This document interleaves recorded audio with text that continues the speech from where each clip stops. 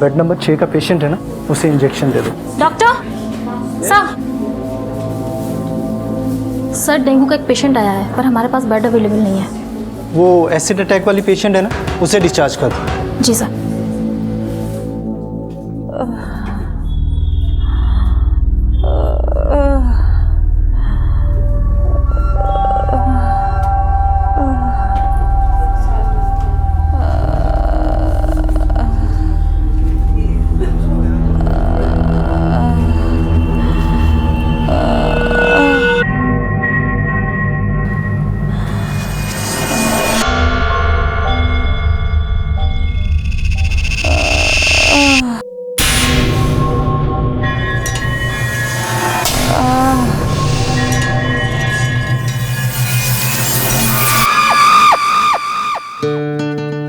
कुमुद acid attack की victim थी, लेकिन उसे ना तो अपने अपराधी की खबर थी और ना ही वो उसके बुरे इरादों की वजह जानती थी।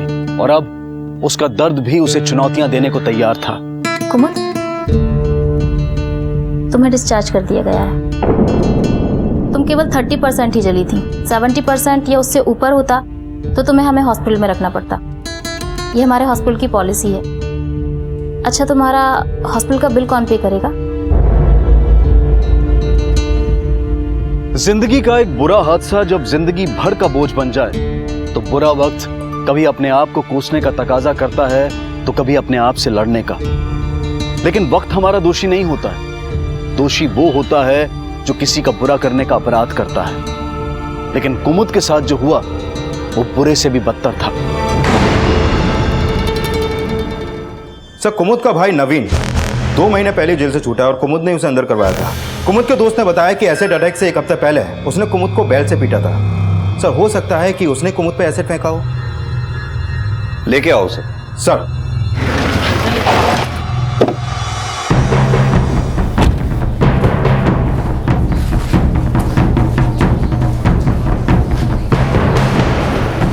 कुमुद का भाई कहाँ है? बात क्या है साहब? देखो अंदर। अंदर ऐसे कैसे जावे? अरे हमरे बेटे ने कुछ नहीं किया। अरे कहाँ है? अरे साहब किधर? अरे ऐसे कैसे ले आ सकते हैं हमें? साहब लेकर चलो सर। साहब, हमने किया क्या? कुमुद के भाई हो ना तुम? हाँ सर, लेकिन ले चलो सर, लेकिन हमने किया क्या? बात तो बताइए साहब। अरे साहब, अरे साहब, एक मिनट। साहब हमारे बेटे को छोड़ दिए साहब। उसने कुछ नहीं किया साहब, छोड़ दिए। नवीन। कुमुद, तुम्हारी माँ फोन नहीं उठा रही है और तुम्हारे दोस्त का फोन भी बंद है। तुम यहाँ से जाओगी कैसे? हम खुद ही चले जाएंगे सिस्टर। पर हॉस्पिटल का बिल? ऐसे तो नहीं है हमारे पास। अच्छा, तुम 2 मिनट रुको, हम आते हैं।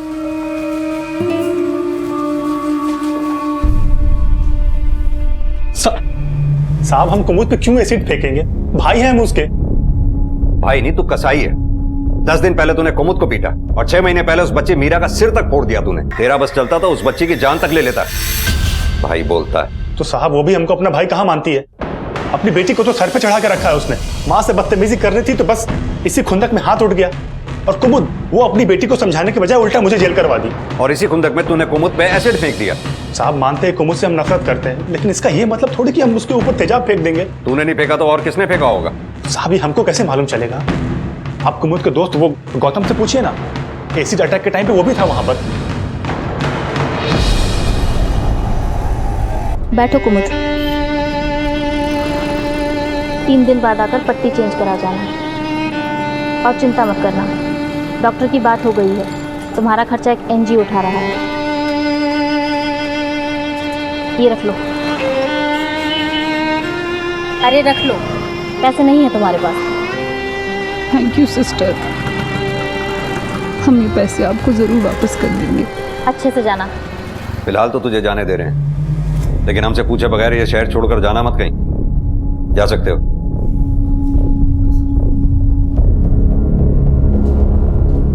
कौशिक, पता करो कुमुद पे जब एसिड अटैक हुआ ये उस एरिया में था या नहीं। सर।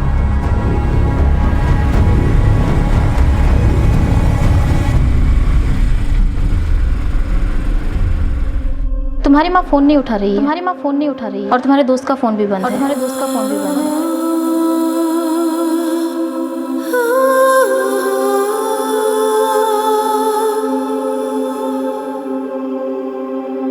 आप जिस नंबर को डायल कर रहे हैं वो इस समय स्विच्ड ऑफ है।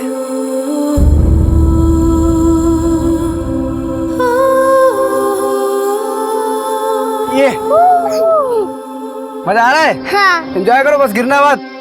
संभाल के। बहुत खुश लग रहे हैं ना दोनों? हाँ, बहुत खुश लग। मम्मा और तेज। कुमुद, अब वक्त आ गया कि हम सब एक हो जाएं। तो शादी की डेट निकलवा ले। पापा रुको ना। कुमुद एक तलाकशुदा औरत थी। गौतम से दूसरी शादी करके वो जिंदगी की नई शुरुआत करने वाली थी। कुमुद की बेटी को पिता और गौतम के बेटे को मां मिलने वाली थी। दो अधूरे परिवार पूरे होने वाले थे, लेकिन इन सपनों पर एक बुरे मंसूबे का साया था।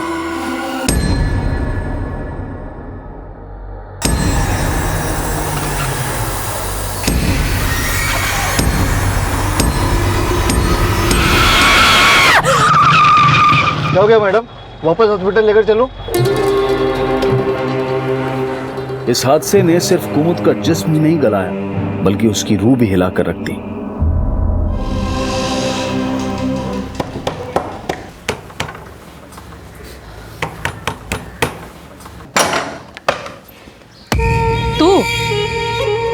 तेरी वजह से मेरे बेटे की नाक में नकेल डाल रही है पुलिस।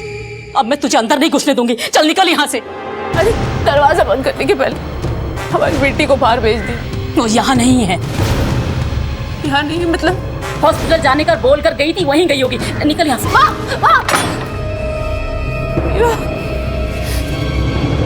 सर, जिस मार्केट में कुमुद पे एसिड अटैक हुआ उसके भाई की फोन लोकेशन उस एरिया की नहीं थी। ये देखिए सर।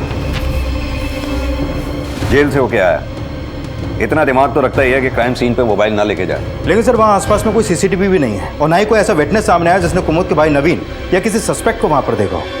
कुमुद पे जब अटैक हुआ तो गौतम के साथ साथ उन दोनों के बच्चे भी उनके साथ थे। हैरानी की बात यह है कि गौतम ने देखा तक नहीं। लेकिन सर कुमुद के बयान के मुताबिक उस पर जो एसिड अटैक हुआ उसके पीछे उसके किसी दुश्मन का हाथ है और गौतम तो उसका दोस्त है। लेकिन कुमुद अपने भाई नवीन को अपना दुश्मन बताती है, और अगर यह काम नवीन का है तो उसने कहीं ना कहीं से तो एसिड का इंतजाम किया ही होगा।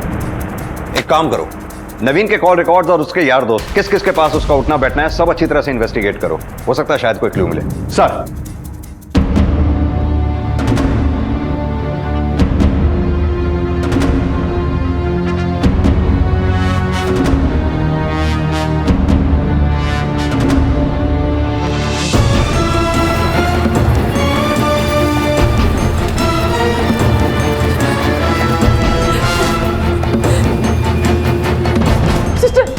सिस्टर, हमारी बेटी मीरा ना हमसे यहाँ अस्पताल में मिलने आई थी।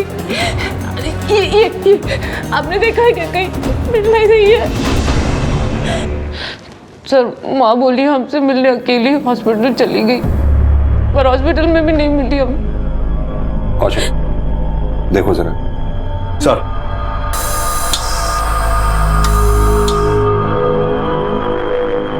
लेकिन एक बात समझ में नहीं आई, आपकी माँ ने मीरा को अकेले जाने क्यों दिया? सर उन्होंने कभी हमारी परवाह नहीं की, तो मीरा की क्या करेंगे? हमने हमेशा उन्हें सगी माँ का ही दर्जा दिया सर, पर उन्होंने कभी बेटी नहीं समझा मुझे। कुमुद की जिंदगी उतार चढ़ाव से भरी थी। अब तक वो एसिड अटैक के सदमे से भी नहीं उबर पाई थी कि उसकी बेटी मीरा लापता हो गई। क्या ये भी उसके घर वालों का षड्यंत्र था, या फिर असल में षड्यंत्र रचने वाला अब तक नजर में ही नहीं आया था?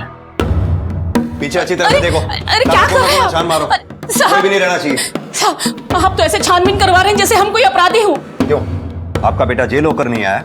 ये कैसी बात कर रहे हैं साहब आप तो हमको थाने लेके गए हुए थे, भला हम मीरा को कैसे गायब करेंगे? लेकिन गायब तो यहीं से हुई है ना, क्या पता इसमें तेरा भी हाथ हो? साहब वो मीरा हमारे हाथ की थोड़ी है, कहीं भी अकेली घूमती रहती है, चुईया की तरह फुदकती रहती है इधर उधर। अब हम क्या उसकी पूंछ बनकर घूमे? नात इनको चुईया बोल रही हैं आप, तो बेटी को तो फिर पता नहीं क्या बोलती होंगी आप। साहब माँ हूँ, माँ की तो गाली में भी ममता होती है ना। वो तो दिख रही, सौतेली हूँ साहब, इसलिए आप ऐसा बोल रहे हैं। हम सगा सौतेला नहीं देखते, जो फैक्ट होता है वही बोलते हैं। जो बोलना है बोल लो साहब, लेकिन हमने कुछ नहीं किया। हम तो अपना समझकर माँ और बेटी का पेट भर रहे थे। पराया तो उन्होंने समझा हमको पता भी नहीं कुमुद गौतम से चक्कर चला रही थी। तो आपकी नफरत की एक वजह यह भी है। साहब दगा तो उसने दिया हमको, और आप दोषी भी हम ही समझ रहे हैं।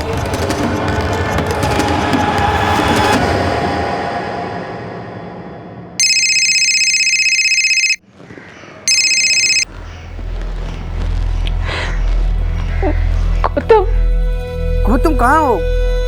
हम हॉस्पिटल आए तो पता चला तुम्हें डिस्चार्ज कर दिया। कुमुद सब ठीक तो है ना? गौतम मेरा साहब हमें कोई फर्क नहीं पड़ता, कुमुद गौतम से शादी करे या किसी और से करे। शादी करके जाती तो उल्टा बला टलती हमारी। ये भी तो हो सकता है कि तूने अपनी बला उस पर एसिड फेंक कर टाल ली। हमारे बेटे ने उस पर एसिड नहीं फेंका साहब। गौतम के अलावा उसका कई लोगों से चक्कर होगा। हो सकता है किसी ने उससे अपनी नफरत निकाली होगी। बेटे को बचाने के लिए बेटी पे लांछन लगा रही हैं आप। वो हम पर कालक पोत रही है और हम उस पर लांछन भी ना लगाएं।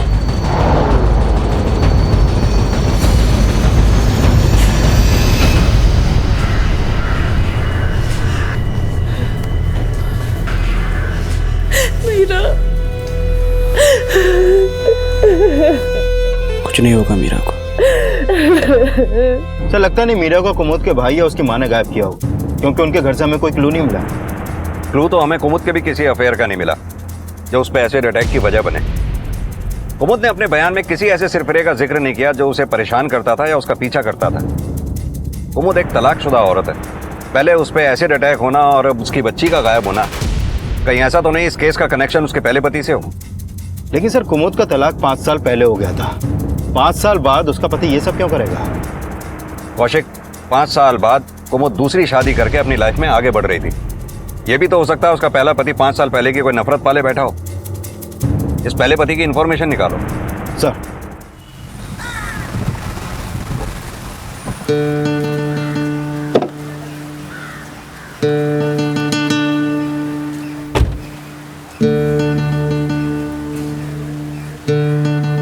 देखो अब मैं खेलता हूँ। कितना हुआ ये? 3।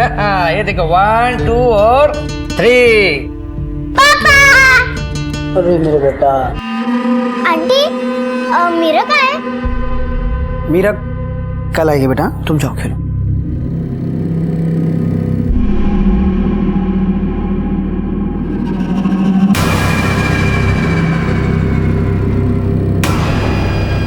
क्यों लाया उसे?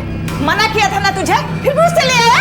आहिस्ता बोलो, भारी बेटी सुन लेगी। सुनती है तो सुन ले। बहुत परेशान है वो, उसकी बेटी खो गई है। वैसे में मैं हेल्प नहीं करूंगा तो कौन करेगा पापा? हेल्प ही करनी है ना तो थोड़े पैसे दे दो उसे। और एक बात सुन लो, हम तुम्हें उससे शादी करने के लिए बिल्कुल परमिशन नहीं देंगे। पापा मेरी बात कुछ बोलने की जरूरत नहीं, बस। उसकी शक्ल देखने के बाद भी तू उससे शादी करना चाहता है? उससे तो शादी करेगा तो सारे घर में मनहूसियत छा जाएगी। सुबह शाम कौन देखेगा उसकी शक्ल? हाँ?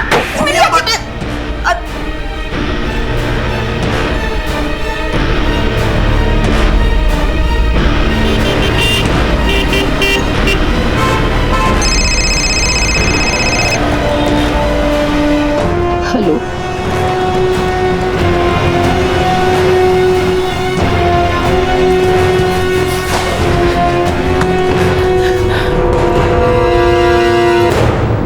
अम्मा मीरा, अम्मा अब आपकी चोट में दर्द तो नहीं हो रहा ना? नहीं बेटा, बिल्कुल दर्द नहीं हो रहा, बिल्कुल नहीं। मैं आपसे मिलने हॉस्पिटल आ रही थी, लेकिन रास्ता भूल गई। कोई बात नहीं। सॉरी मम्मा। अरे कोई बात नहीं बेटा।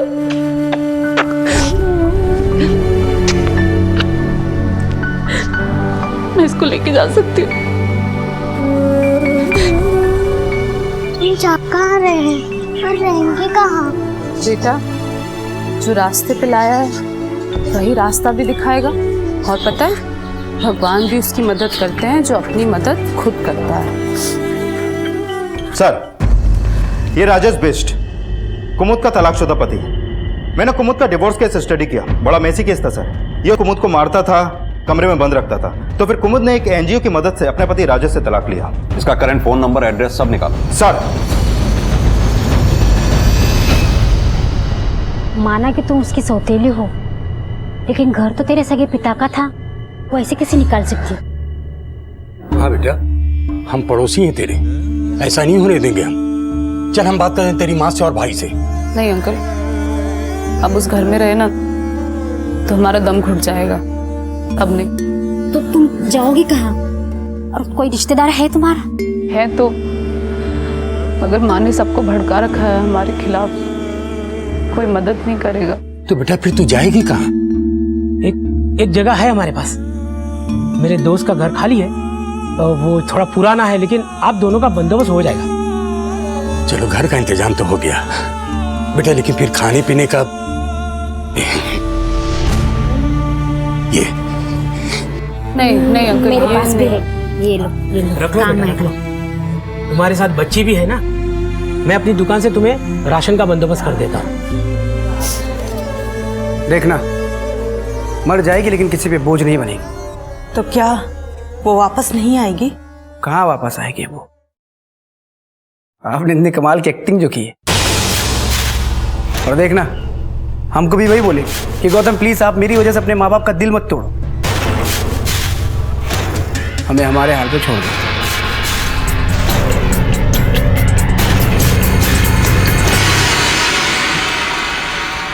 मम्मा, हम यहाँ रहेंगे? हाँ बेटा, ये घर ना बिल्कुल हमारी तरह है, जैसे हमें सबने छोड़ दिया, इस घर को भी सबने छोड़ दिया। पर देखो, आंधी, तूफान, बारिश, सबके बाद भी ये घर टूटा नहीं। वाव, कितना बड़ा घर है मम्मा, और खिड़की भी है, बहुत रोशनी आएगी, और हम लोग यहाँ पे छुपन छुपाई भी खेल सकते हैं। मम्मा, मुझे घर बहुत पसंद आया, थोड़ा गंदा है लेकिन साफ कर लेंगे। इतनी बड़ी हो गई हो तुम। अगर उस बेसहारा पर तरस खाकर दुनिया ने हमें कोसना शुरू कर दिया तो? अरे दुनिया को कुछ नहीं पड़ी, बस पुलिस को ना पता चले, इसलिए एक्टिंग चालू रखनी पड़ेगी।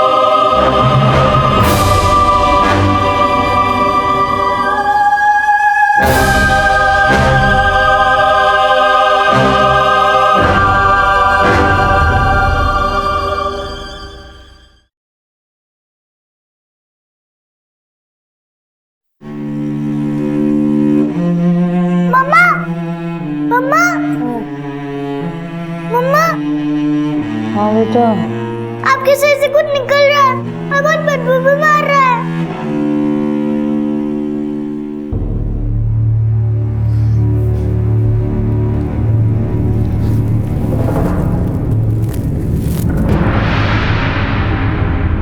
बेटा, आप 5 मिनट के लिए बाहर जाओगे, मम्मा सब साफ कर देगी। हाँ साहब, हम क्यों झूठ बोलेंगे? वो दोनों माँ बेटी यहाँ नहीं आई।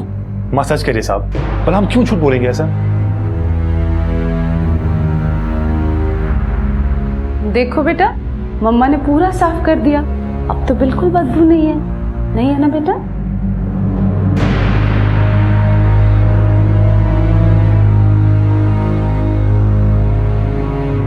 देखो बेटा, मम्मा ने खुशबू वाली अगरबत्ती लगा दी, अब मेरे बच्चे को बिल्कुल बदबू नहीं आएगी। नहीं आ रही ना बेटा? लेकिन मम्मा वो क्या है, आपकी चोट से फिर से येलो येलो निकल रहा है, फिर से पट्टी बदलनी पड़ेगी। सर कुमुद ने हमको कभी बताया नहीं कि उसकी माँ ने उसे घर से बाहर निकाल दिया था। वो इतनी ज्यादा खुददार है कि अपनी प्रॉब्लम हमको भी नहीं बताती थी। वरना हम उसे अपने घर ले आते। घर तो लेके आए थे तुम उसे? लेके तो आए थे सर, लेकिन मीरा के मिलने के बाद हम कभी मिले नहीं उससे। हाँ कौशिक, ठीक है, कुमुद का पता चल गया।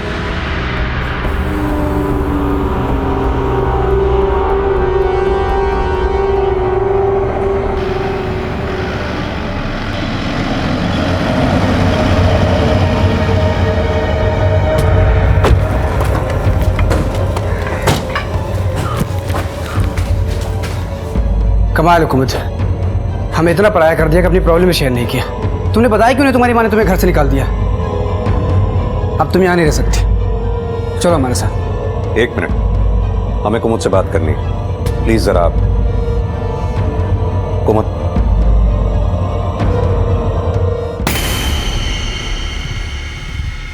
अंकल अंकल, आप हमें अपने घर ले जाने आए हैं? हाँ बेटा, बहुत जल्द हम तुम दोनों को अपने साथ ले जाएंगे। आज नहीं ले जाएंगे?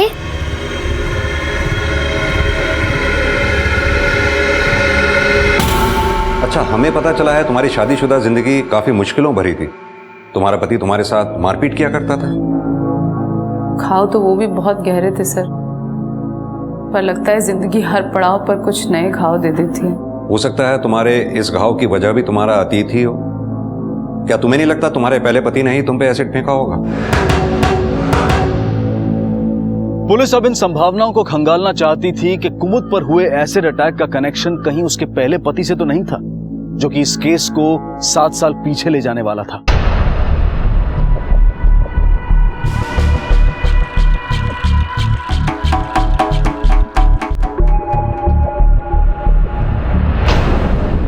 वो शादी थी या किसी वहशी दरिंदे के लिए किया हुआ समझौता, या फिर हमारी सौतेली माँ का कोई सौदा, हमें आज तक समझ में नहीं आया। शादी के बाद हमें पता चला कि राजेश की हमसे पहले भी 2 बार शादी हो चुकी है। उसकी पहली पत्नियों से हमारा हाल अच्छा था या बुरा, ये तो हम नहीं जानते, पर हाल हमारा भी बहुत बुरा था वहाँ।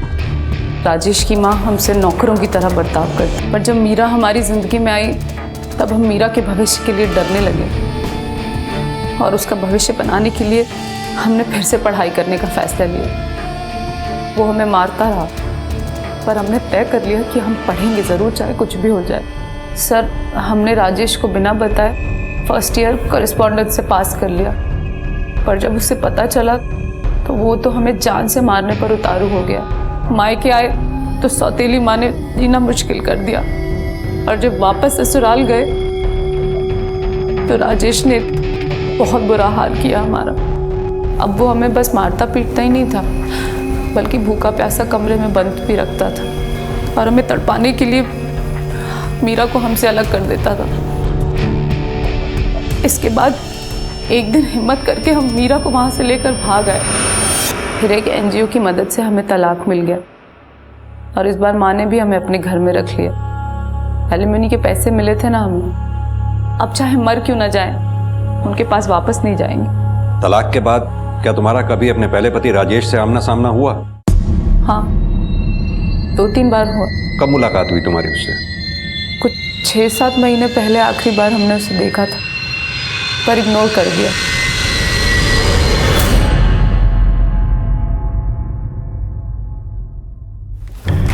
सर, कुमुद का पहले पति राजेश की फोन लोकेशन उस एरिया की नहीं थी जहां पर कुमुद पे एसिड अटैक हुआ था, लेकिन सर उसके कॉल रिकॉर्ड में एक नंबर सामने आया। ये देखिए सर, ये नंबर एक केमिकल सप्लायर का है। राजेश की इस केमिकल सप्लायर से अक्सर बातें होती हैं। तो हो सकता है इस केमिकल सप्लायर से एसिड का इंतजाम करवा के कुमुद पे एसिड किसी और से फेंकवाया गया। तो सर ये भी हो सकता है कि एसिड फेंकने वाला उसका भाई नवीन हो, क्योंकि कुमुद का पहला पति राजेश और कुमुद का भाई नवीन दोनों आपस में अक्सर मिलते थे। कुमुद का चेहरा मैंने एक अरसे से देखा तक नहीं, और आप कहते हैं कि मैंने उसका चेहरा बिगाड़ दिया। बिगाड़ा तो तुमने बहुत कुछ था कुमुद का, शायद अब चेहरा भी बिगाड़ दिया हो। सर, आप कुमुद का भाई नवीन क्यों मिलता था तुमसे? नवीन से मैं शादी से पहले भी मिलता था, और कुमुद से तलाक के बाद मैंने आया क्या? कहीं ऐसा तो नहीं कुमुद से बदला लेने के लिए कुमुद के भाई नवीन को मोहरा बनाया हो? मैं क्यों बदला लूंगा सर कुमुद से? छोड़ दिया है मैंने उसे, अब हमारे बीच में कुछ भी नहीं है। छोड़ा तुमने नहीं था कुमुद को, कुमुद ने तुमको छोड़ा था। तुम्हें एलिमनी देनी पड़ी थी कुमुद को। कहीं ऐसा तो नहीं हो सलीमनी की भरपाई करने की आग अभी तक लग रही हो? देखिए सर, अगर कोई सबूत हो तो आरोप लगाई, ये बेवजह का शक कर मुझे परेशान मत कीजिए प्लीज। कौशिक, राजेश ने 5 साल इंतजार किया है तो बदला भी प्लान करके लिया होगा। उस केमिकल सप्लायर को बुलाओ, उसी से पूछताछ करके इसके राज उगल पाएंगे। सर नहीं खाना मुझे। बेटा सुनो ना, नहीं खाना। सुनो मुझे सुनो चाट सुनो, मुझे मेरा रोटी खानी है। बेटो मेरी बात सुनो, गुड गर्ल हो ना आप हमारी। नहीं मम्मा। गौतम अंकल की गाड़ी। गौतम अंकल, अंकल आज आप हमें अपने घर ले जाएंगे? मीरा अंदर आओ। लेकिन अंकल। कहा ना अंदर आओ। कुमुद, हमें पता है तुमने हमारे माँ बाप की बात को अपने दिल पे लगा लिया। देखो तुम हमारे बारे में मत सोचो, तुम्हारे माँ बाप को वाकई तुम्हारी चिंता है। कुमुद, जितनी इज्जत मैं अपने माँ बाप की करता हूँ उतनी फिक्र करता हूँ तुम्हारी। तुम इस हालत में ऐसे अकेले कैसे संभालोगे मीरा को? जिसका कोई नहीं होता ना गौतम, उससे अकेले ही लड़ना पड़ता है। तुम्हें ऐसा तो नहीं लग रहा ना कि हमने भी तुम्हारा साथ छोड़ दिया? शिकायत नहीं कर रहे हैं, बस कह रहे हैं तुमसे हमें अकेला छोड़ दो, हम खुद अपने आप को संभाल लेंगे।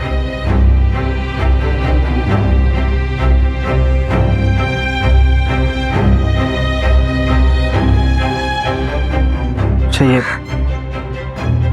हमारी तरफ से मना मत करना प्लीज। सुनो,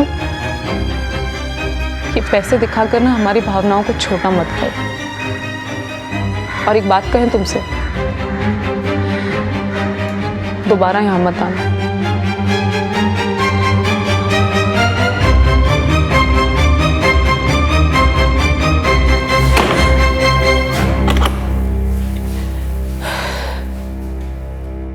मम्मा, अब हम वरुण और गौतम अंकल से कभी नहीं मिलेंगे ना?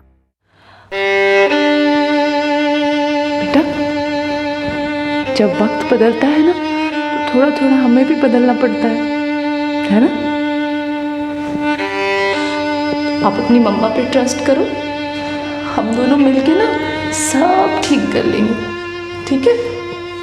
सर, हम एसिड में डील करते ही नहीं, फिर हम कैसे देंगे किसी को? एसिड में डील नहीं करते, लेकिन किसी के लिए एसिड का इंतजाम तो करवा ही सकते हैं। लेकिन हम क्यों किसी के लिए एसिड का इंतजाम करेंगे? राजेश के लिए। सुना है दोस्त है वो तुम्हारा? हाँ दोस्त है, लेकिन उसने कभी हमसे एसिड के लिए नहीं बोला। पुलिस अब ये पता करने में जुट गई कि कहीं कुमुद पर एसिड फेंकने वाला गौतम से जुड़ा कोई शख्स तो नहीं था। पुलिस कुमुद को इंसाफ दिलाने के लिए हर संभव प्रयास कर रही थी और वहीं कुमुद अपनी आजीविका के लिए संघर्ष कर रही थी। और इसी दौरान पुलिस को एक इंफॉर्मेशन मिली। सर, गौतम के घर के नौकरों से एक बात पता चली है। गौतम के पेरेंट्स कुमुद और गौतम की शादी के खिलाफ थे। हाँ, ये बात सही है कि हम पहले से ही चाहते थे कि कुमुद की शादी गौतम से ना हो, लेकिन इसका मतलब ये तो नहीं है ना कि हम कुमुद पे एसिड फेंकवाए। तुम्हारे पेरेंट्स ने एसिड नहीं फेंका तो फिर क्या तुमने कुमुद पे एसिड फेंकवाया है? सर, आप कैसी बात कर रहे हैं? मतलब हम क्यों एसिड फेंकवाएंगे कुमुद पे? हम तो प्यार करते थे ना उससे। मतलब अब प्यार खत्म हो गया? नहीं, अब अभी भी करते हैं। तुम यहाँ ऐशो आराम भी जी रहे हो और वहाँ कुमुद दर दर की ठोकरें खा रही है। नहीं सर, ऐसी बात नहीं है। हम अपने पेरेंट्स को कन्विंस करने की पूरी कोशिश किए थे, पर वो नहीं माने तो क्या करें? कौशिक, ये पेरेंट्स नहीं माने या गौतम खुद भी कुमुद से शादी नहीं करना चाहता था? ये गौतम और इसकी फैमिली की हिस्ट्री निकालो। सर,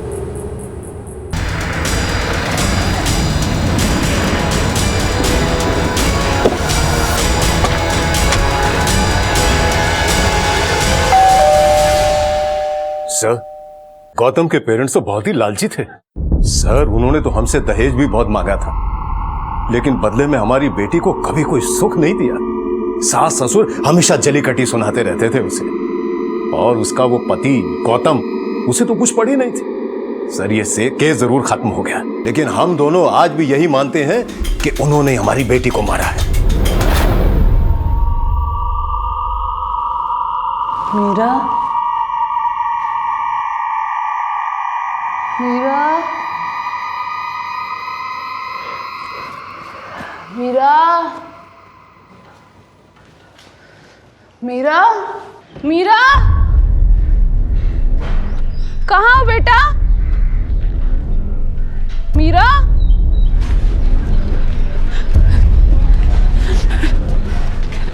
मीरा, अरे मीरा, कहाँ जा रही है? मीरा ये क्या? यहाँ नहीं आई तेरी बेटी। कहीं देखा आपने उसको? हमने नहीं देखा। जा, हमारा और कोई काम नहीं, निकल यहाँ से। कोई तेरी बेटी नहीं आई है। मीरा!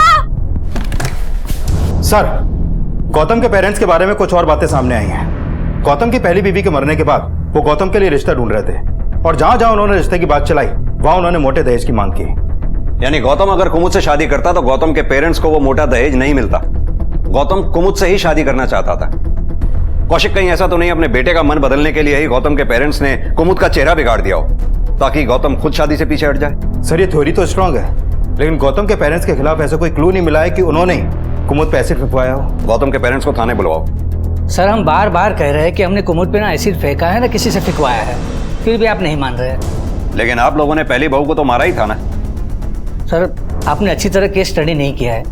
अगर हमने मारा होता तो हम हवालात में नहीं होते। पहले बच गए, लेकिन इस बार आप लोग हवालात में पहुंच सकते हो। सस्पेक्ट्स बढ़ रहे थे, लेकिन स्ट्रॉन्ग एविडेंस ना होने की वजह से पुलिस किसी को भी रिमांड पर नहीं ले पा रही थी। और इसी बीच पुलिस को कुमुद की बेटी के एक बार फिर से लापता होने की सूचना मिली। क्या मीरा इस बार भी रास्ता भूल गई थी, या अब माँ और बेटी के फिर से मिलने के रास्ते भी बंद कर दिए गए थे? साहब, हमने मीरा पर हाथ नहीं उठाया, बल्कि उसने हमें परेशान कर रखा था और इसीलिए आप लोगों ने उसे गायब कर दिया। साहब, हमने मीरा को गायब नहीं किया। बस हमको तो लगता है कि ये सब उस गौतम ने किया होगा। वो क्यों करेगा? अब क्यों करेगा ये तो नहीं पता, लेकिन हमने उसको मीरा के साथ में देखा था। कहाँ देखा था उसे? वहीं संगम चौक पे।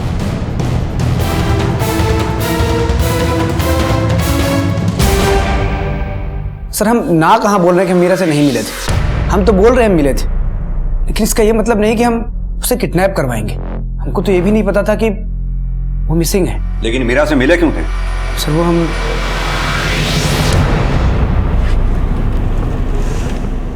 मम्मा बहुत बीमार है, थोड़ी सी हेल्प कर दो ना।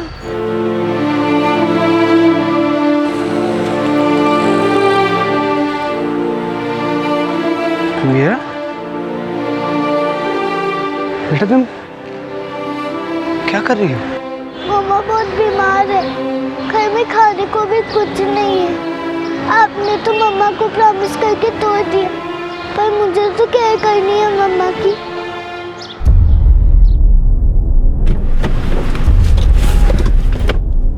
मीरा से नजर मिलाने की हमें हिम्मत नहीं हुई थी, इसलिए हम वहां से चले आए। और सर, हम मानते हैं कि हम कुमुद से शादी करने का वादा किए थे, पर अब उसे अपनाने की हिम्मत नहीं है सर। तो कुमुद से अब तक दिखावा कर रहे थे तुम? दिखावा नहीं कर रहे थे सर, ऐसा नहीं है कि हम उसका बुरा चाहते हैं। जिंदगी भर उसका साथ देने के लिए तैयार, उसकी मदद करने के लिए तैयार, लेकिन जिंदगी काट नहीं सकते सर। माफ कीजिए, हम इतने महान नहीं है। महान क्या, तुम तो एक मामूली इंसान भी नहीं निकले। अगर उस बच्ची मीरा से नजर बचा के जाने की बजाय अगर उस बच्ची को कुमुद के पास छोड़ देते तो आज वो बच्ची गायब भी ना होती। हेलो, क्या? ठीक है, एड्रेस भेजो। सर, राजेश का दूसरा नंबर ऑन है, अभी त्रिवेणी संगम में एक्टिव है।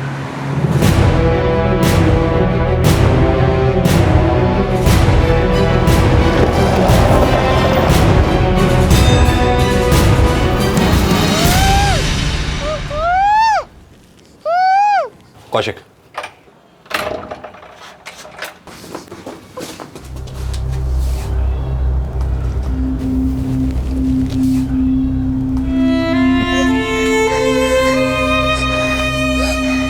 रो मत बेटा, कुछ नहीं होगा।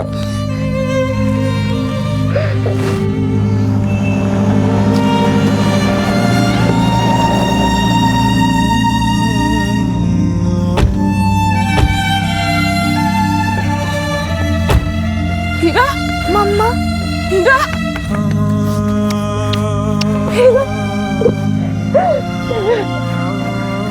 तुम ठीक हो? लगी तो नहीं? कुछ हुआ तो नहीं? हाँ?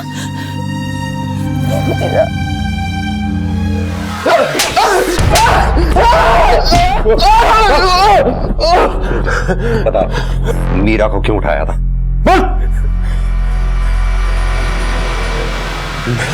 मैं कुमुद को और तड़पाना चाहता था, इसीलिए कुमुद पे एसिड फेंका था, हैं?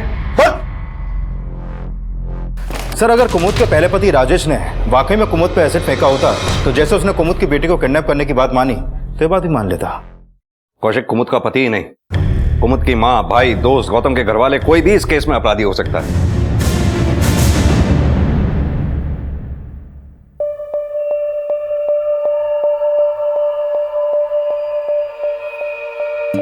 ये क्या पढ़ रही हो मम्मा? बेटा थैंक यू। बेटा मैं गवर्नमेंट एग्ज़ाम की तैयारी कर रही हूँ। अगर एग्ज़ाम पास कर लिया ना तो गवर्नमेंट जॉब लग जाएगी और सब अच्छा हो जाएगा। सर, गौतम की पुरानी ईमेल आईडी और सोशल नेटवर्किंग अकाउंट से सामने आया है कि उसकी पहली बेबी होते हुए भी उसके काफी अफेयर्स थे। मेरी कुछ लड़कियों से बात हुई, एक दो की तो शादी हो चुकी है और एक आउट ऑफ इंडिया चली गई है। लेकिन सर एक लड़की ऐसी है जिसने अपनी प्रोफाइल डीएक्टिवेट कर दी थी।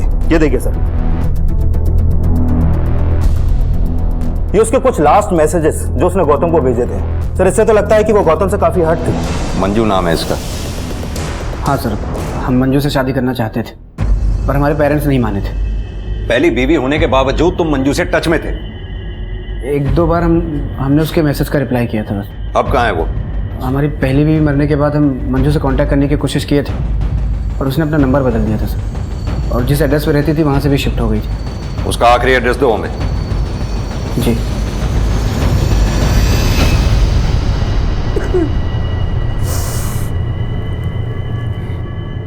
मेरी मंजू गौतम से बहुत प्यार करती। जब से वो इसकी जिंदगी से गया तब से इसकी ये हालत है।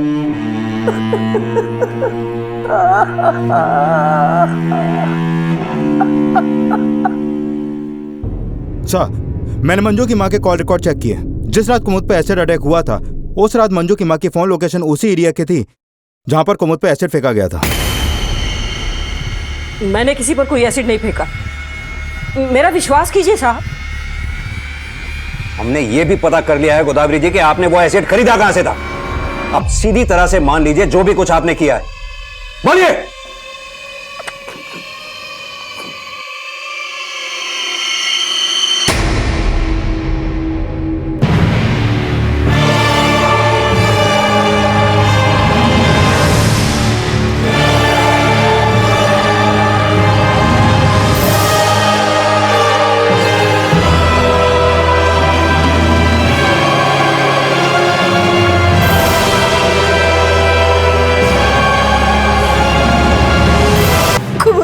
डालना चाहते थे एसिड साहब,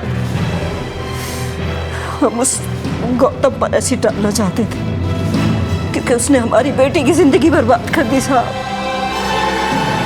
हम उसकी जिंदगी बर्बाद करना चाहते थे, गलती से वो लड़की बीच में आ गई साहब।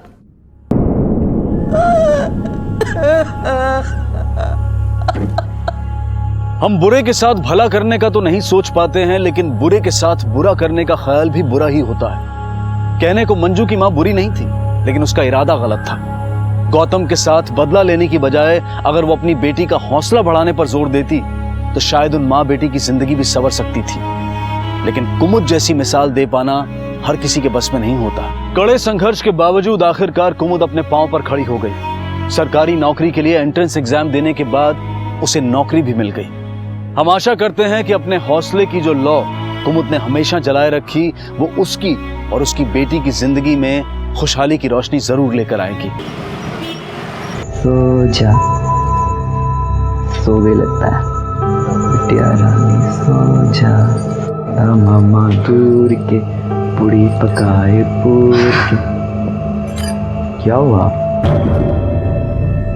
शाम से ना दर्द के मारे सिर फटा जा रहा है मेरा, बर्दाश्त नहीं होता। शाम से दर्द कर रहा है तुमको? तुमने डॉक्टर को दिखाया? तो दिखाना था ना, तुम भी ना बिल्कुल लापरवाह। चलो मैं तुम्हारे लिए दवाई ले आता हूँ मेडिकल से। पापा मैं भी चलूंगी आपके साथ। देखो बाजार का नाम सुन के जग गई। प्लीज ना पापा, मुझे आइसक्रीम खानी है, प्लीज मुझे लेके चलो। अच्छा ठीक है चलो। मैं इसको लेके जा रहा हूँ, ठीक है? अच्छा चलो आइसक्रीम खाएंगे।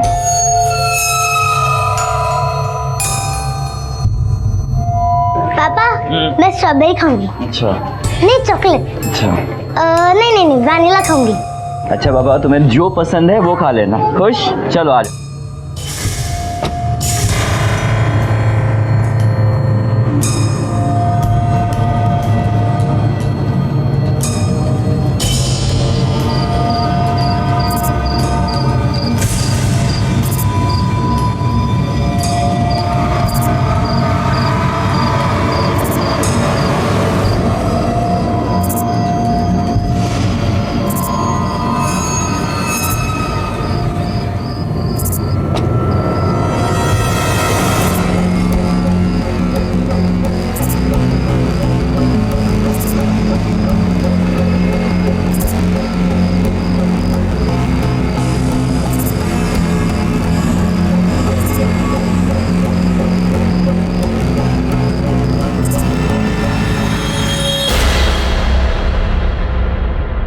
सोच विचार विचार पद्धति ये किसी भी व्यक्ति या समाज के विकास की नींव है। सोच समय की तरह परिवर्तनशील होती है और वक्त और परिस्थितियों के हिसाब से बदलती है और बदलनी भी चाहिए। और जब ये नहीं बदलती या हम इसे बदलने से रोकते हैं तो ये उस रुके हुए पानी की तरह से होती है जो गुजरते हुए वक्त के साथ एक ही जगह पड़े पड़े सड़ने लगता है और बीमारियां पैदा करता है। ऐसा ही उदाहरण है हमारा आज का ये एपिसोड, जहां एक इलॉजिकल सोच ने कई भयानक गुनाहों को जन्म दिया। अच्छी लगी आइसक्रीम आपको? हाँ? ओहो इंदु, अरे रात के वक्त तुम्हें दरवाजा तो बंद करना चाहिए।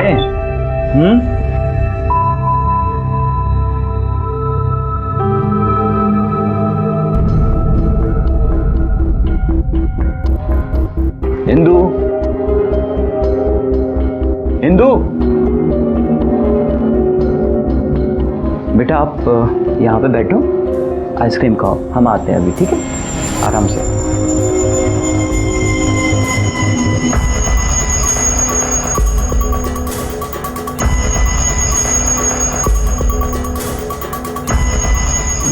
इंदु है क्या यहाँ पे? नहीं, यहाँ तो नहीं आई। अच्छा,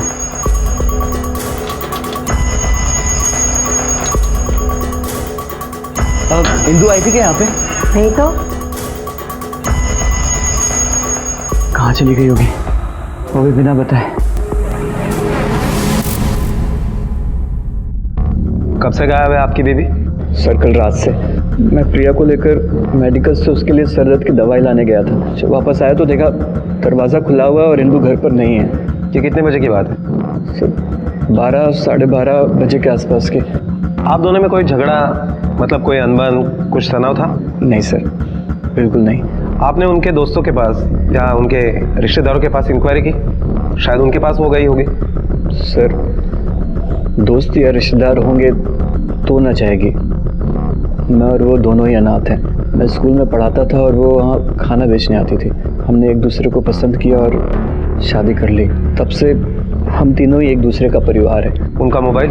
सर मोबाइल भी वो घर पर ही छोड़ के चली गई है। सर इसका रो रो कर बुरा हाल है, पता नहीं कहाँ चली गई है। मुझे तो चिंता हो रही है उसके साथ कहीं अनहोनी ना हो गई हो।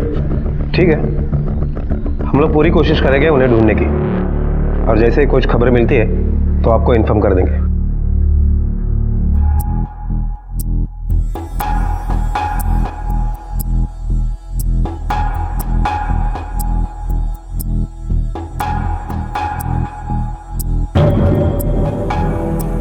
साहब ऐसी वैसी कोई बात नहीं है, कागज पूरे हैं हमारे। ये राजस्थान कपड़ों का नया लाट लेके आए थे, जो बच गए हैं उनको वापस लेके जा रहे हैं। गाड़ी की तलाशी लो।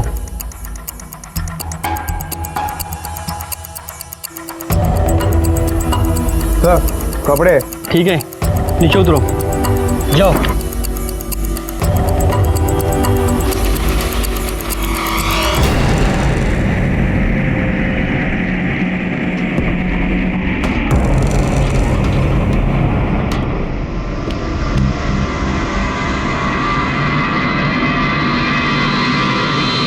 ओके ठीक है सर।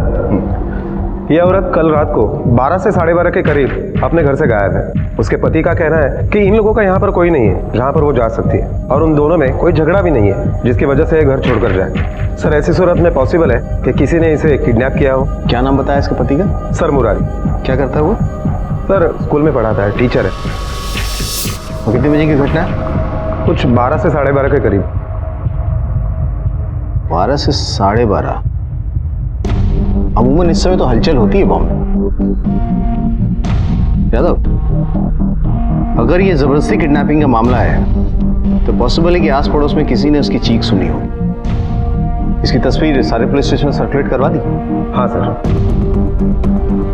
उसके गायब होने की कोई भी वजह हो सकती है। एक काम करो, इसके पति मुरारी और इसका दोनों का कॉल रिकॉर्ड से मोबाइल लोकेशंस निकालो और हाँ, आस पड़ोस में पूछताछ करो, शायद किसी को कुछ पता हो। Okay sir.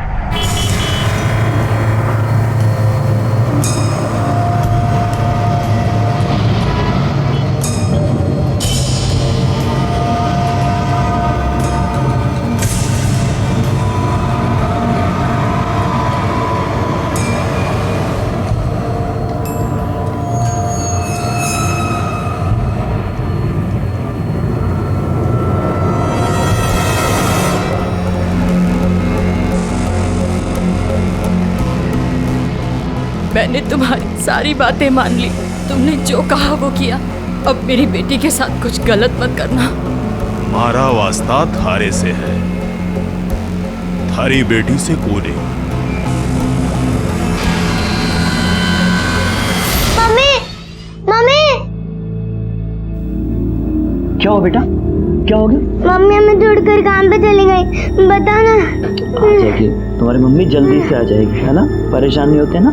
रो मत, है ना? पापा मम्मी को बुलाओ, उसको बुलाओ, मुझे मिलना है, उसको पहले बुलाओ। पापा, पापा मम्मी को बुलाओ। इस केस में अभी बहुत से सवाल मुंह बाए खड़े थे। ये कौन लोग थे जिनके हवाले इंदु ने अपने आप को इतनी आसानी से कर दिया था और उनका जुल्म सहने पर मजबूर थी? क्या वास्ता था उन लोगों का इंदु से? और क्या वो इंदु की बेटी का भी हनन करना चाहते थे? क्यों ये जघन्य अपराध वो उसके साथ कर रहे थे? और क्या इस सारे वाकये का मुरारी से भी कोई संबंध था? एक अपहरण जो कि अपहरण था भी या नहीं ये कहना मुश्किल था, लेकिन इसके पीछे का सच बेहद अजीबोगरीब था। सर, मोहल्ले में हमने जितने भी लोगों से इंदु और मुरारी के बारे में पूछताछ की तो सभी का यही कहना है कि इंदु बहुत ही अच्छी इंसान है, किसी के साथ कोई झगड़ा नहीं, अपने परिवार से भी बहुत प्यार करती है और मुरारी भी बहुत अच्छा इंसान है। उन दोनों के फोन रिकॉर्ड्स में कुछ संदिग्ध मिला? नहीं सर। किसी भी पुलिस स्टेशन से कोई इन्फॉर्मेशन मिली? अब तक तो नहीं मिली है सर। यादव, कोई भी हादसा बेवजह नहीं होता। इस केस की हमें बहुत बारीकी से छानबीन करनी पड़ेगी।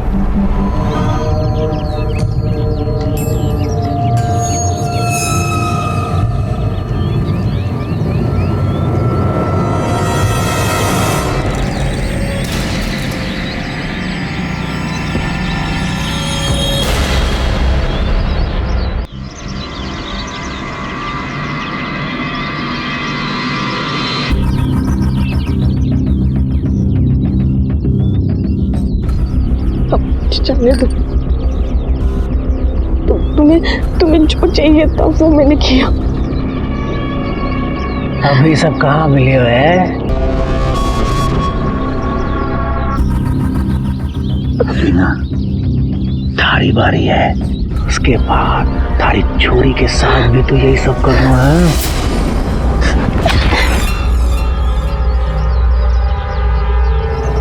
मेरी बेटी, तुम लोग मेरे बेटे के साथ कुछ गलत नहीं कर सकते। देखो, तुम्हें जो चाहिए था वो मैंने दिया, तुमने मुझसे वादा किया तो। प्रिया बेटा, बेटा रोते नहीं, दूध पी लो। चलो। नहीं, मम्मी आने के बाद ही पीऊंगी दूध। बेटा, पहले मम्मी को आने दो। आ जाएगी बेटा, जल्दी मम्मी आ जाएंगी।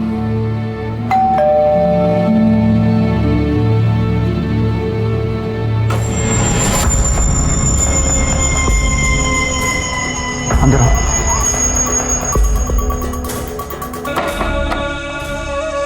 तू क्यों आया यहाँ पे? तारे से भूल गया था, पता चला तू आज आया ही नहीं तो मैं सीधा यहाँ चला आया। देख बल देख, हमारे पास थारे को देने के भी एक पैसा नहीं है, ना मैं दूंगा। वैसे भी हमारी लाइफ में बहुत टेंशन चल रही है, मैं उसी में उलझा हुआ हूँ। सुना है मैंने इंदु गायब हो गई है, पर मैं ये सोच रहा था कि गायब हुई है या कराएगी। देख भैया, ज़्यादा सोचने की जरूरत ना है, अपने काम से काम लोग चल यहाँ से। देख मुरारी, ऐसा है जरूरत तो थारे को मारी कभी न कभी तो पड़ेगी, क्योंकि मैं ही वो इंसान हूँ जो सब जानता है। याद है ना, उस वक्त भी थारे को मारी जरूरत पड़ी थी। देख रहा है वक्त अपने आप को कैसे दोहराता है। चलता हूँ, जरूरत पड़े तो याद कर लेना।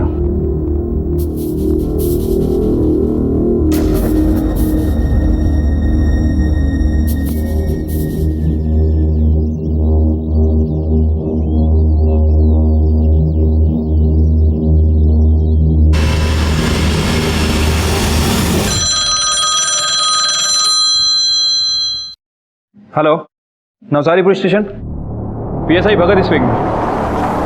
क्या?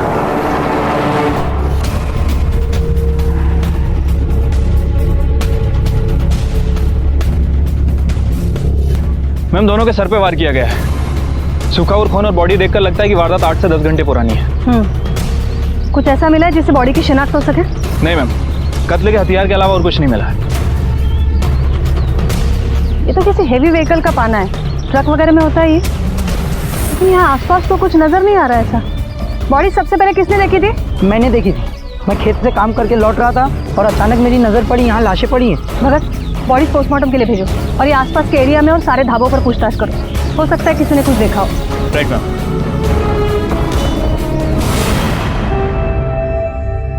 बेटा, आपको जो भी खिलौने चाहिए ना, आप देख लो। देखो कितने सारे खिलौने हैं। मैं फोन पे बात कर लेता हूँ, ठीक है?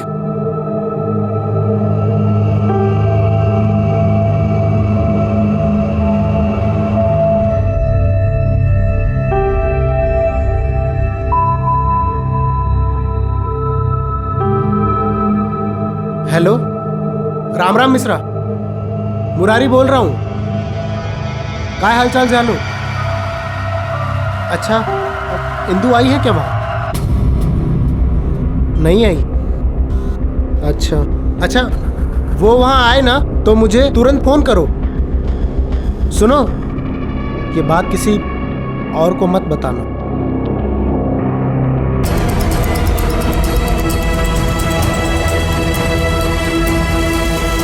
सर, मुरारी जिस स्कूल में काम करता है उस स्कूल के प्यून ने हमें बताया कि कल कोई बलदेव नाम का आदमी मुरारी को पूछते हुए वहां आया था और उसका कहना है कि वो मुरारी का दोस्त है। लेकिन जब हमने मोहल्ले में और आसपास पूछताछ की तो कोई भी बलदेव को नहीं जानता। इस बलदेव के बारे में पता करो और हमें मुरारी और इंदु के अतीत के बारे में भी जायजा लेना होगा कि हो सकता है जिसे हम आज में तलाश रहे हैं वो इनके अतीत का हिस्सा हो। मतलब वो लोग कौन है, कहाँ से आए, इससे पहले कहाँ थे, क्या करते थे, सारी डिटेल्स निकालो। Okay sir.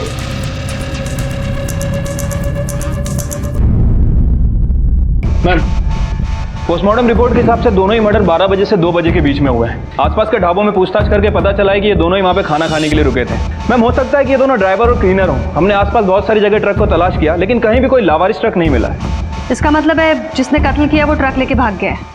मैम, ये भी तो हो सकता है कि मामला चोरी का हो। भगत, एक काम करो, मुंबई गुजरात हाईवे पर से जितने भी ट्रक पास हुए वो सारे ट्रक, उनके ड्राइवर, हेल्पर, सबकी डिटेल्स निकालो। देखो सबके सब अपने डेस्टिनेशन पे सही सलामत पहुंचे या नहीं। Okay ma'am. ये देखो मम्मा, मैं आपके लिए सॉरी का ग्रीटिंग कार्ड लेके आई। अगर मेरे जिद और शरारत से अब गुस्सा होकर चली गई हो तो प्लीज वापस आओ। अब मैं कभी जिद और शरारत नहीं करूंगी। अब प्लीज वापस आ जाओ, प्लीज। बस सर, दिन रात में रोती रहती है, अपनी माँ को याद करते हैं। आपसे गुजारिश है, इस बच्ची के लिए उसकी माँ को ढूंढो प्लीज। हम उन्हें ढूंढ रहे हैं। एक बात बताओ, ये बलदेव कौन है? बलदेव? सर, मैं किसी बलदेव को नहीं जानता हूँ। लेकिन वो तो कह रहा था कि वो तुम्हें पर्सनली जानता है और एक अनजान आदमी जो तुम्हें जानता नहीं है वो तुम्हें अपना दोस्त क्यों बताएगा? मेरी बीवी गायब हो गई, मेरी बच्ची का रो रो कर बुरा हाल है और आप इंदु को खोजने के बजाय उल्टा मुझ पर शक कर रहे हैं। अंकल, मेरी मम्मा मिली, कहाँ पे वो? देखो बेटा, आप रोना मत। आपकी मम्मी जहाँ कहीं पर भी है हम उन्हें ढूंढ के निकालेंगे। लेकिन आप इस तरह से रोती रहोगी तो आपकी मम्मी को कितना बुरा लगेगा, है ना? रोना मत। एक बच्ची अपनी माँ की ममता के लिए तरस रही थी और वहीं दूसरी तरफ वो माँ किसी से अपनी बेटी को बचाने की कोशिश कर रही थी और इसी खींचातान में जुर्म ने अपने पांव जमा लिए थे। इंदु को अगवा करने वालों का किसी ने कत्ल कर दिया था और वो वजह क्या थी जिसके कारण एक माँ, एक पत्नी जो कल तक अपने घर की चार दीवारी में खुश थी, आज दर दर की ठोकरें खा रही थी। इस कहानी में मुरारी की भूमिका क्या थी और बलदेव कौन था और वो मुरारी को कैसी मदद की पेशकश कर रहा था, और इंदु आखिर कहां थी और किन हालात में थी।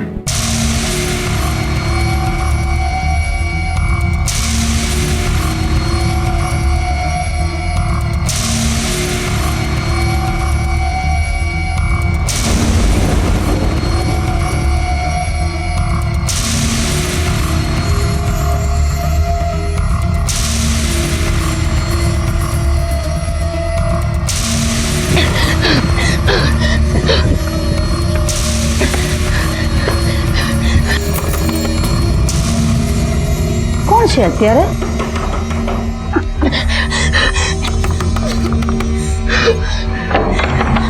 अरे अरे कौन है तू? अरे ऐसे कैसे मेरे घर में घुस रही है तू? बहन जी, मेरे पीछे ना कुछ गुंडे लगे। मुझे थोड़ी देर के लिए यहाँ पे रुकने के लिए जगह दे दो। चली जाऊंगी। नहीं, तू जा हमारा घर से। तरस खाओ बहन जी, तरस खाओ। मैंने कहा तुम जाओ यहाँ से। नहीं जाऊंगी। मैम, इंक्वायरी से पता चला है कि जितने भी ट्रक गुजरात बॉम्बे हाईवे से निकले थे सारे के सारे अपने डेस्टिनेशन पे पहुंच चुके हैं। और उनके ड्राइवर्स और हेल्पर्स? मैम, वो लोग भी सही सलामत अपने घर पहुंच चुके हैं। तो ये दो लोग कौन थे? अरे ये किसका ट्रक लेकर घूम रहे थे? मैम, ये लड़का कुछ बताना चाहता है। बोलो, क्या बताना चाहते हो? मैम, मैं गुजरात हाईवे के पास एक पेट्रोल पंप में काम करता हूँ। काम खत्म होने के बाद मैं घर जा रहा था और घर जाते हुए देखा कि अरे बाहर ऐसे भाग के कहाँ जाएगी तू? रुक जा, बोल रहा हूँ।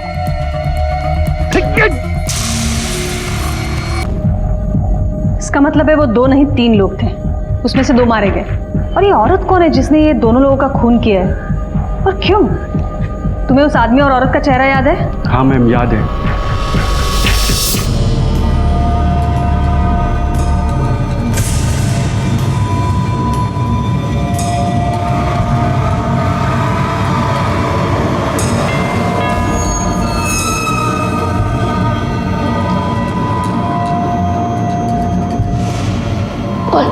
पूछ। कौन है? मैं हूँ, दरवाजा खोलो। मेरा पति है। हाँ।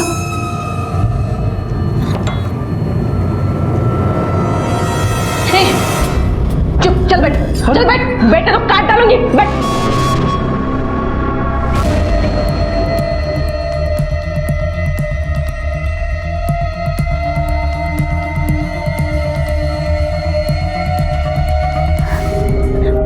सर, सूरत पुलिस स्टेशन ने एक लड़की और एक आदमी का स्केच जारी किया है। मुंबई गुजरात हाईवे पर जो कत्ल हुए उसमें यह लड़की संदिग्ध है और फरार भी है। और मुरारी की बीवी इंदु, इन दोनों की शक्ल हूबहू मिलती है। यादव, ये केस तो किसी और ही दिशा में जा रहा है। इंदु ने ये दोनों खून सेल्फ डिफेंस में किए हैं या किसी साजिश का हिस्सा है? ये काम करो, जिन दो लोगों का खून हुआ है ना, उनकी तस्वीर मंगवाओ और मुरारी को बुलाओ। Okay sir. नहीं सर, मैं नहीं जानता इन्हें। कौन है ये लोग? ये वो 2 लोग हैं जिनका खून करके तुम्हारी पत्नी फरार है। क्या इंदु ने इनका खून किया है? नहीं सर, पॉसिबल ही नहीं है। आपको जरूर कोई गलतफहमी हुई है। हमें गलतफहमी हुई है या बात कुछ और है, ये तो हम पता कर ही लेंगे। तुम जा सकते हो। जी सर। बस यादव, इस पे 24 घंटे नजर रखो, क्योंकि मुझे यकीन है ये मास्टर उतना सीधा है नहीं जितना दिख रहा है।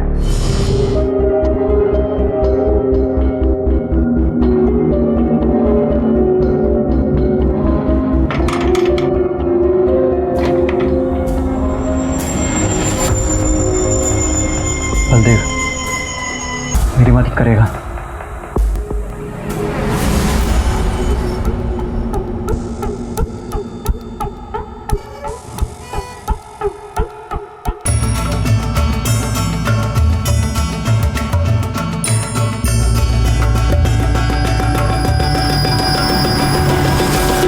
सर, पर मुरारी के मोहल्ले में जो एसटीडी चलाने वाला आदमी है उसने हमें बताया कि जब से इंदु गायब हुई है तब से मुरारी ने राजस्थान के गदरमला गांव में काफी लंबे समय तक एसटीडी कॉल की है। जादव,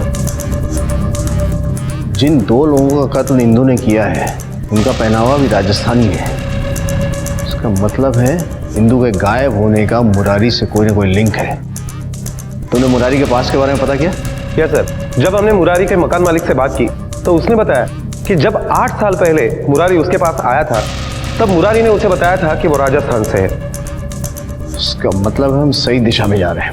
हमें सूरत पुलिस स्टेशन से भी बात करनी पड़ेगी। हो सकता है उनके पास कोई इंफॉर्मेशन हो जो हमारे बहुत काम की निकले।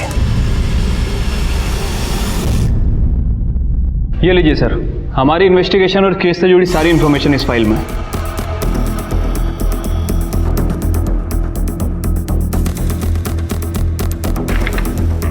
कुछ चीज़ें तो इस फाइल से क्लियर हो गई कि मरने वाले ड्राइवर और क्लीनर थे और इनका संबंध गदरमला राजस्थान से है, और ये कि उस दिन मुंबई गुजरात हाईवे से जितनी भी ट्रकें गुजरी उनमें से एक ट्रक का डेस्टिनेशन भी गदरमाला है। लेकिन इस फाइल के मुताबिक वो ट्रक और क्लीनर ड्राइवर वहाँ पहुँच चुके हैं।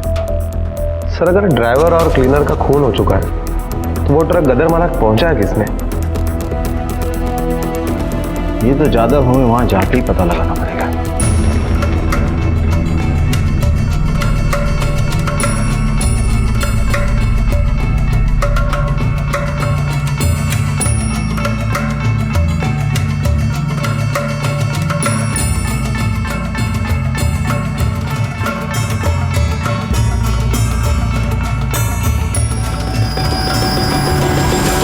हाँ, राम राम साहब, कहाँ है? चल थारो।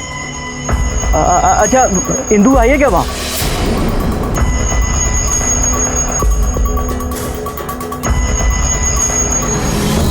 बलदेव, देखा मैं सही कह रहा था, वो वही है भाई। अब तुझे मेरे लिए एक बार फिर वो करना पड़ेगा जो तू पहले भी कर चुका है।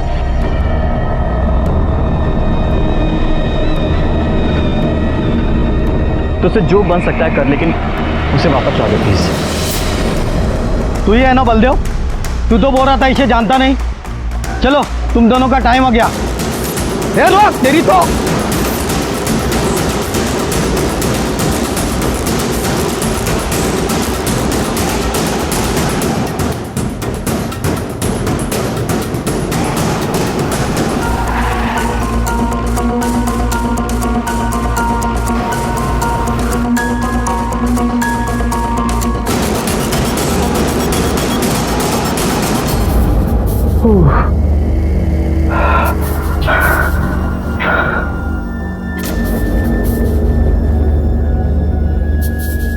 हुकुम करेगा मैं।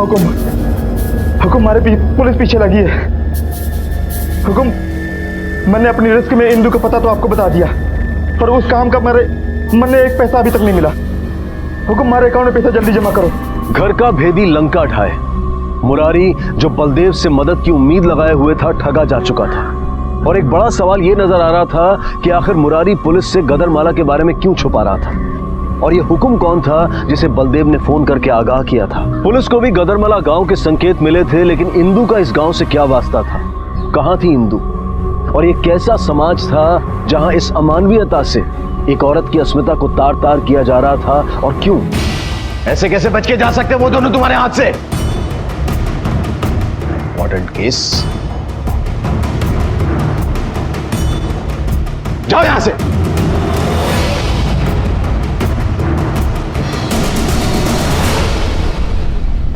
चलो, हमारा शक सही था।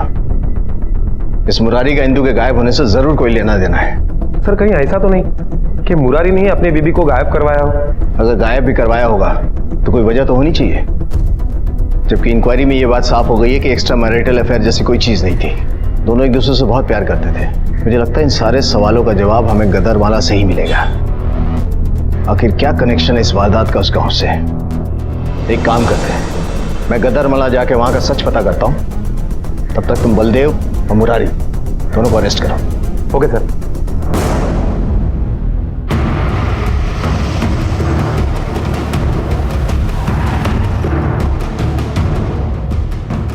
हम लोगों ने आपको इंदू किडनैपिंग केस की डिटेल्स भेजी थी, उस पर कुछ कार्रवाई हुई?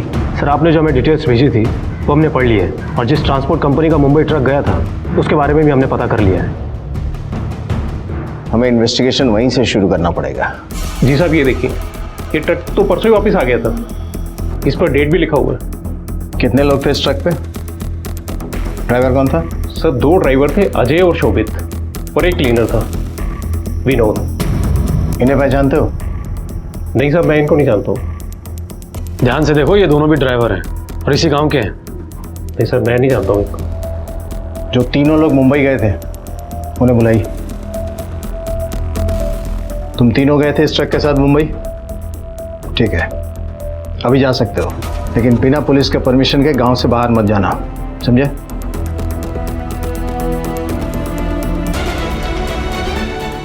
दीपक, अगर ये लोग इसी गांव के हैं तो गांव से इंक्वायरी करते हैं, कोई तो पहचानता होगा उन्हें। Yes sir.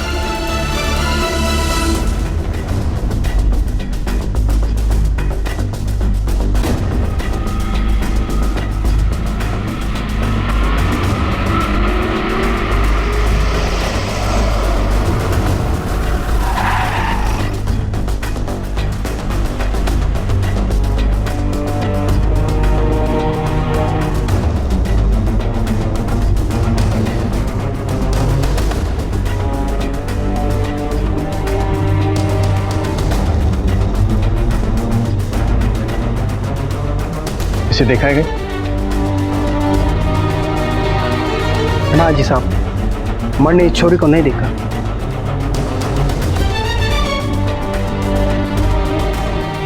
सुनिए, इन्हें देखा है कभी? ये इसी गांव की है? तो साहब जी, शहर नहीं गाँव है साहब जी। यहाँ की जनानी अपने पति के अलावा किसी को चेहरा नहीं दिखाती, मेरे अलावा किसी को देखा तक नहीं इसने अभी। जा अंदर जा। लो साहब, मैं बताता हूँ।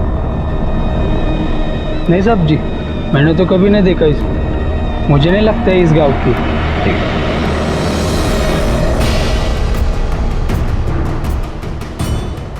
यही घर है सर।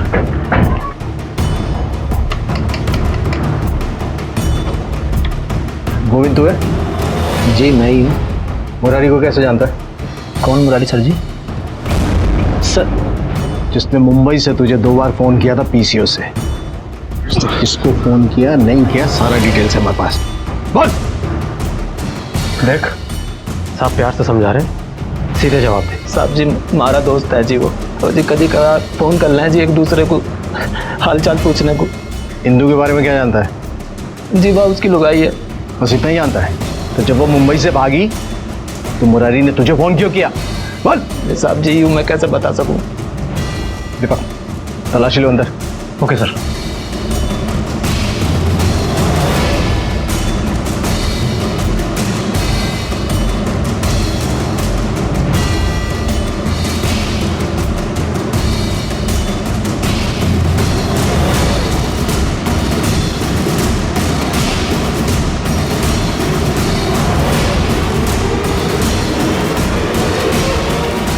सर ये देखिए,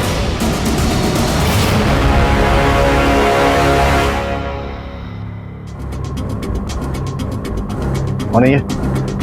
सर जी हमारी घरवाली थी। ये तो वही औरत है ना जो वहां थी? हाँ सर, वो तो कह रहा था कि उसकी पत्नी। मतलब तलाक हो गया था तुम्हारा? मतलब तुम्हारा तलाक नहीं हुआ तो तुम्हारी बीवी है ना, तो तुम्हारी बीवी उसके घर क्या कर रही थी? मुरारी की बीवी भागी तो वो तुम्हें फोन किया, चल क्या रहा है यहाँ? सर ये ऐसा नहीं बोलेगा।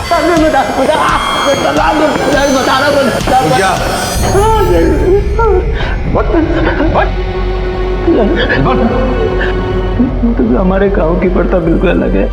अगर कोई आदमी किसी औरत को भगा के सीमा पार करके ले जाए तो उस आदमी का उस औरत पर कोई अधिकार नहीं रह जाता। सर हमारी बहुत कोशिश करने के बाद भी वो आदमी हमारी बीवी को भगा ले गया, और सर अब वो उसकी बीवी है। तुम लोग इंसान हो या जानवर? अपनी पत्नियों को इस्तेमाल का वस्तु समझते हो? बिना तलाक के तुम्हारी बीवी उसकी कैसे हो गई? साहब ये कानूनी दावपेच यहाँ नहीं चलते हैं। इंदू की भी शादी इस गांव में विक्रम सिंह के साथ हुई थी और वो भी एक दिन हमारी बीवी की तरह भाग गई यहाँ से। मुरारी के साथ? प्रताप सिंह गुजर के साथ। फिर वो आज मुरारी की बीवी कैसे है? अब इतना हमें भी नहीं पता। इंदू के घर से भागने के 1 साल बाद मुरारी का फोन आया था कि वो और इंदू मुंबई में है, बहुत खुश है। तो साहब ये हमारे को भी पल्ले नहीं पड़ रहा कि प्रताप के साथ गई हुई लड़की मुरारी के साथ कैसे? इतनी घिनौनी प्रथा आज के जमाने में भी यहाँ चल रही है, आप लोगों ने कभी एक्शन नहीं लिया? सर एक्शन तो तब लेना जब कोई गांव वाला साथ दे। कानून के हिसाब से प्रथा गलत है, लेकिन गांव वालों की पूरी मंजूरी है इस प्रथा के साथ। हम कभी कोई एक्शन लेना भी चाहें तो ना तो हमें कोई सुराग मिलता है, ना ही कोई सबूत और ना ही कोई गवाह। और अगर कोई इस प्रथा को सपोर्ट ना भी करे तो गांव के डर से कोई रिपोर्ट तक नहीं लिखवाता, और अगर किसी ने रिपोर्ट लिखवा दी तो पूरा गांव उसके अगेंस्ट हो जाता है। मतलब जाहिर सी बात है कि इस बात का अगर इतना प्रेशर है तो कोई भी पति अपनी पत्नी को वापस नहीं ला पाता होगा, और इनके सो कॉल्ड समाज में जो बेइज्जती होती है सो अलग। उसका मतलब है विक्रम सिंह से हमें मिलना पड़ेगा, क्योंकि हो सकता है अपनी इसी बेइज्जती का बदला लेने के लिए विक्रम सिंह ने इंदू को मुंबई से उठवाया होगा। विक्रम सिंह,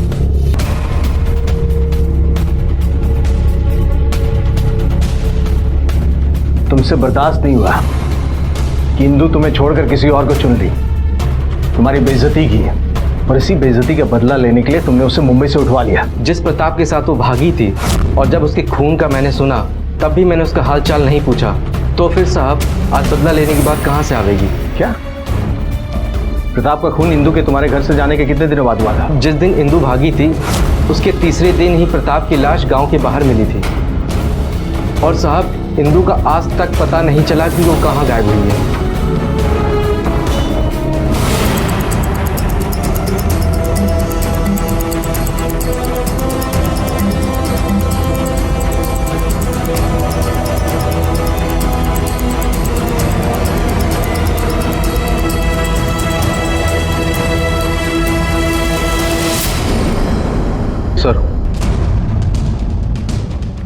सर जिस टेम्पो मालिक ने क्लीनर और ड्राइवर के बारे में बताया था, ये रहे उनके कॉल रिकॉर्ड्स। इसके मुताबिक तो पिछले 1 हफ्ते में ये लोग गांव से बाहर गए ही नहीं।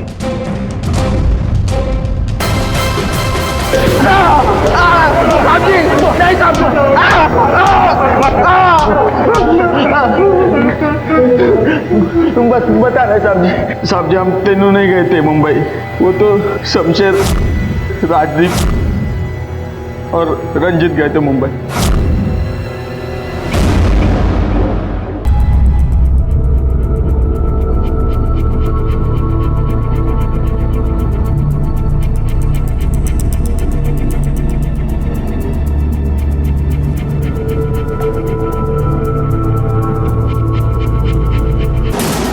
पकड़ो से भागने नहीं किए, रुक जा।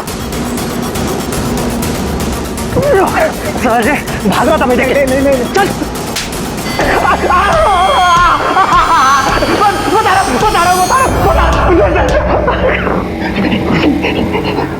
क्यों भागा था मैं देख के वहां से? मैंने शमशेर भाई साहब बिट्टू के साथ मिलकर इंदू को उठवाया था। क्यों सब उठा के मैं उसको गांव लेकर आया था। लाना था ना साहब जी, उसने गांव की प्रथा तोड़ी थी। प्रथा तोड़ी थी मतलब? इंदू उस गांव में शादी करके आई थी, पर मैं वहाँ स्कूल टीचर था। हम दोनों एक दूसरे से प्यार करने लगे थे, शादी करना चाहते थे। मेरी इतनी हिम्मत नहीं थी कि मैं उसे भगाकर गांव की सीमा के बाहर ले जाऊं, इसलिए हमने एक प्लान बनाया। इंदू ने प्रताप को अपने झूठे प्यार में फंसा लिया था। अब वो टेढ़ा दिलेर आदमी विक्रम के यहाँ उसे कोई भी नहीं रोक पाता है।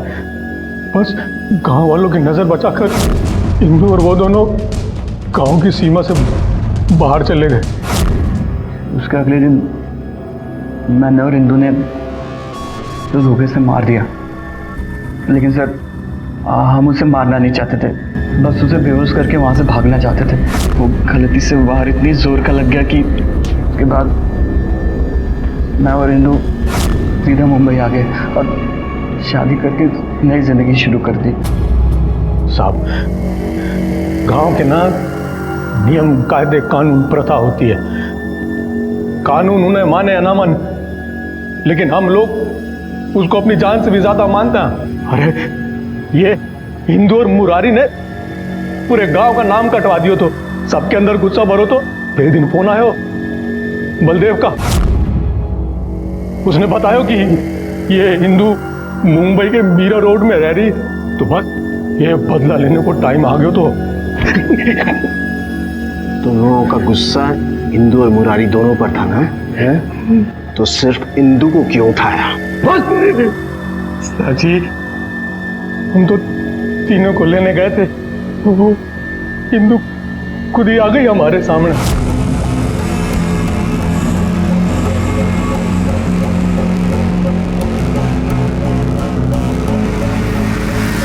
वही हमको बोली कि मैं साथ चलने को तैयार हूं, मेरे पति और बेटी को कुछ ना करो। हमको तो हुक्म ने आदेश दिया तो कि उसको उठा के ले आ।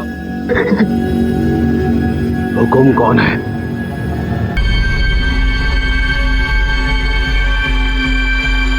क्यों उठवाया था उसे तूने?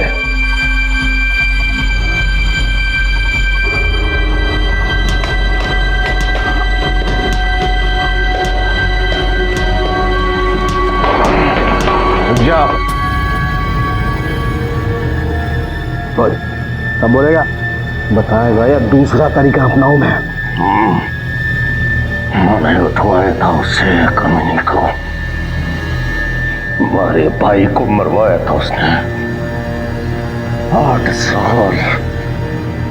8 साल से उतना लेने के सोच रहा था मैं। कहाँ नहीं ढूंढा उस कमीने को अपने भाई के प्यार में, और उसे इंसाफ दिलाने की चूक रहा था मैं। चूक रहा था, दिल तड़पता था मेरा दिल।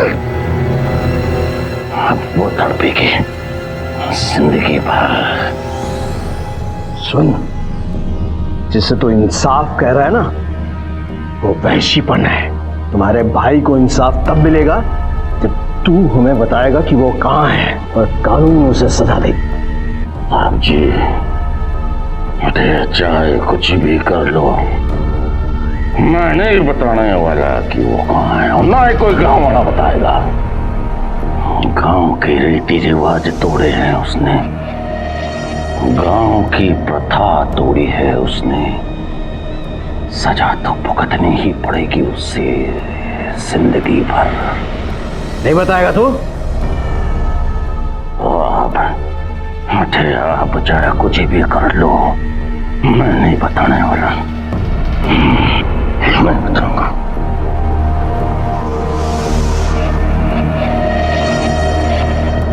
बोल कहाँ इंदू? बोल कहाँ इंदू? बता बता बता। पुलिस की तमाम कोशिशों के बावजूद भी मंगल ने पुलिस को नहीं बताया कि उसने इंदू को कहां रखा है, वो जिंदा भी है या नहीं। लेकिन प्रिया और मुरारी हैं जिन्हें ये उम्मीद है कि इंदू जिंदा है और वो वापस आएगी। ये केस इंसानियत को शर्मसार कर देने वाला है कि आज के समय में भी ऐसी प्रथाएं जीवित हैं जिन्होंने इस कदर मानसिक गुलामी में जकड़ा हुआ इंसान को कि वो सही और गलत का फर्क नहीं देख पाता है। ऐसी प्रथाएं ही हमारे देश के विकास की गति में भी अवरोध है। और असलियत यह है कि इस तरह का समाज एक व्यक्ति की इच्छाओं और उसकी सोच को भी नियंत्रित करता है।